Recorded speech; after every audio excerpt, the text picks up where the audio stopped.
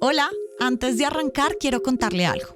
En La Silla Vacía llevamos 16 años contando todas las movidas de poder, el detrás de cámara de la toma de decisiones que le importan y la realidad de cómo se hacen las campañas políticas. Y en 2026 queremos seguirlo haciendo.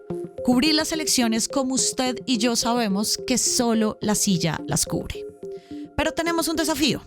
A partir del próximo año vamos a perder el 40% de nuestra financiación y por eso necesitamos de su apoyo. Donando a La Silla Vacía podemos seguir cubriendo el minuto a minuto electoral, investigar con reportería seria el destino de los recursos públicos y haciendo contenido de calidad, como este. Para que la desinformación no defina las elecciones, considere donar hoy. Todos los detalles para hacerlo están en la descripción de este episodio.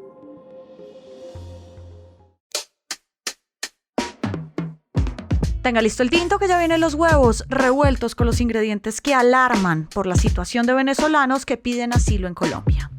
Desde la redacción de La Silla Vacía soy Tatiana Duque. Es viernes 17 de octubre.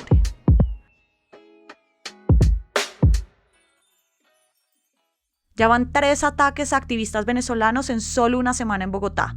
El activista Yendri Velázquez y el analista Luis Peche fueron baleados en 16 ocasiones con pistolas de fogueo el 13 de octubre.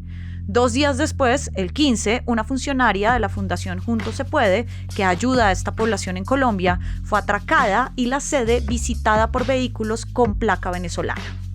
Esta es solo una muestra del estado de indefensión que activistas venezolanos están denunciando. El 96% de las solicitudes de asilo son de venezolanos. Esas solicitudes tardan mínimo 3 años en ser respondidas y el estatus migratorio está paralizado. Temen también que los acercamientos cada vez más evidentes entre el gobierno de Colombia y el régimen de Nicolás Maduro los pueda afectar. Hablamos hoy de esta situación con Luis José Gómez. Él es abogado, es activista y solicitante de asilo en Colombia y también hace parte de la comunidad de migrantes y solicitantes de asilo y refugiados aquí en este país. Muchas gracias por pasar por acá. Gracias, Tatiana, por la invitación. Luis José, tú llegaste hace 5 años a Colombia desde Venezuela. ¿Qué nos puedes contar de tu historia? Yo llegué acá en 2020 desde Valencia, Venezuela, en busca de protección internacional precisamente por la persecución política en el país y pues llegué solicitando refugio. Es decir, llevo esta cantidad de tiempo a través de la solicitud. Los casos de Yendri y de Luis son similares al tuyo. ¿Cómo se insertan ellos en este grupo de activistas y de defensores de derechos humanos de venezolanos en Colombia? Bueno, primero que todo, Yendri es defensor de los derechos humanos, activista venezolano. Se ha dedicado y es muy reconocido principalmente en Venezuela y en otros países por su labor a favor de las comunidades vulnerables y de la comunidad LGBT. Esto es súper importante.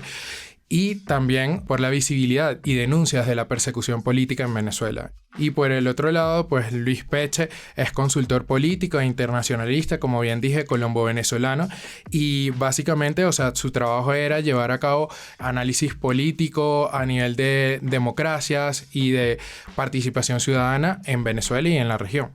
Lo que ocurrió fue un hecho que es un intento de silenciar realmente las voces de quienes estamos luchando por la libertad y por los derechos humanos desde el exilio. Y considerando que Colombia es el país que más ha acogido migrantes venezolanos en el mundo, no pasa desapercibido en este tipo de situaciones. ¿Qué tantas garantías sientes que el gobierno colombiano le está dando a los solicitantes de asilo de Venezuela? Bueno, ahí lo primero que todo, el refugio no puede ser una promesa escrita en un papel y ya, ¿no? O sea, hablamos de Colombia como un país de acogida, como bien lo he mencionado, pero realmente es que debe ser una respuesta inmediata para garantizar la protección de quienes huyen del peligro. Y esto es algo que realmente no está ocurriendo. En este momento en Colombia hay acumulados más de 29.500 solicitudes pendientes de refugio. Y de esta cantidad, la mayoría son de venezolanos. Estamos hablando de un estimado del 94% de estas solicitudes. Para poder tener una respuesta a estos casos específicamente, se estima de que son más de 3 años para obtener solamente una respuesta. Y hay casos como el mío particular, el que yo he vivido, pues que han durado más de 4 años. Hemos sabido de casos de 5 y hasta 8 años esperando respuesta para el proceso de solicitud de refugio en el país. Entonces, digamos que las garantías realmente pueden estar establecidas en un papel, pueden crearse instrumentos y normas y leyes, pero también ha habido una regresión en las mismas, en muchas de estas. ¿En qué sentido existe esa regresión? ¿Hay cambios de un gobierno a otro? Pues evidentemente desde el gobierno de Santos, que es realmente donde empezó el flujo de migración, empezaron a tomarse medidas para poder abordar esta situación. Hoy lo que vivimos es precisamente un discurso y una práctica totalmente distinta a esta.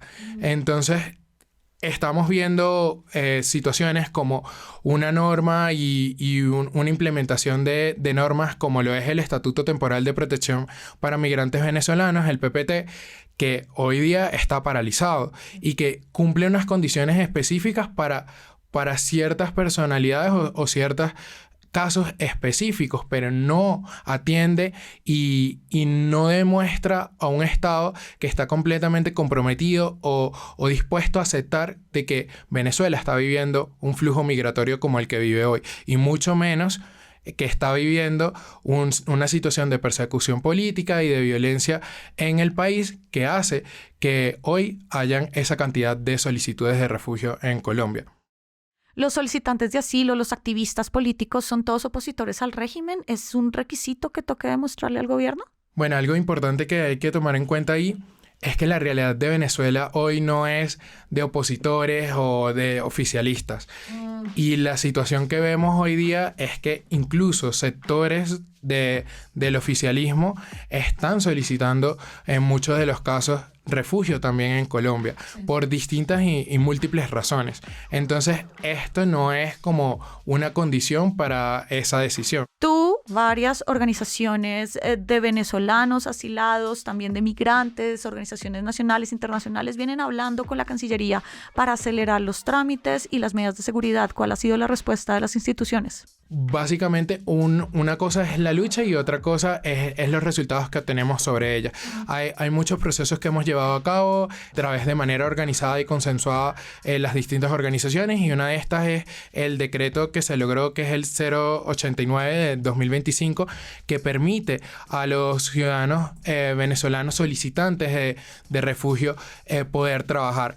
Pero la realidad es otra. O sea, realmente nos podemos preguntar si un solicitante de refugio con su salvoconducto puede trabajar en el país. Eso es incierto. En muchos de los casos no puede solicitar ARL, no puede incluso abrir una cuenta bancaria con su salvoconducto, aún existiendo este decreto. Y nos expone a muchos riesgos como solicitantes de refugio.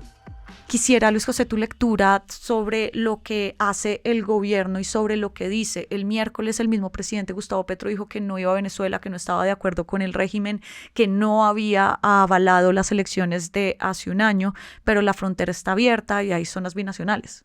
Sí, bueno, primero el tema de la frontera es comprensible en el sentido de las condiciones en las que muchos de los ciudadanos se vieron afectados con el cierre de la frontera, ¿no? O sea, eso es algo que es comprensible y es parte de la sostenibilidad de estas familias y el bienestar común de estas, ¿no? De un lado y del otro.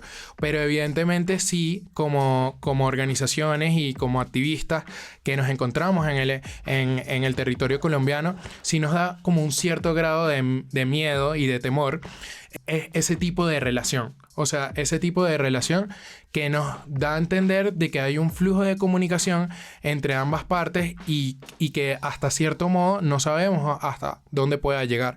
Y muchas veces estos casos permiten de que por parte del régimen haya conocimiento de quiénes somos los ciudadanos que estamos acá solicitantes de esta condición.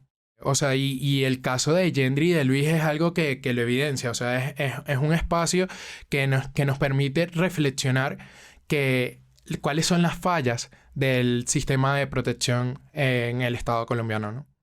Entonces es justo decir que ustedes no se sienten seguros con los acercamientos del gobierno y al régimen.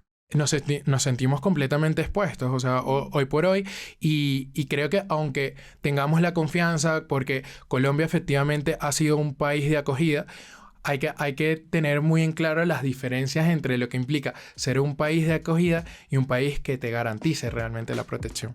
Luis José, muchísimas gracias por tus luces, por contar tu historia y por pasar por acá. Gracias a ti por este espacio.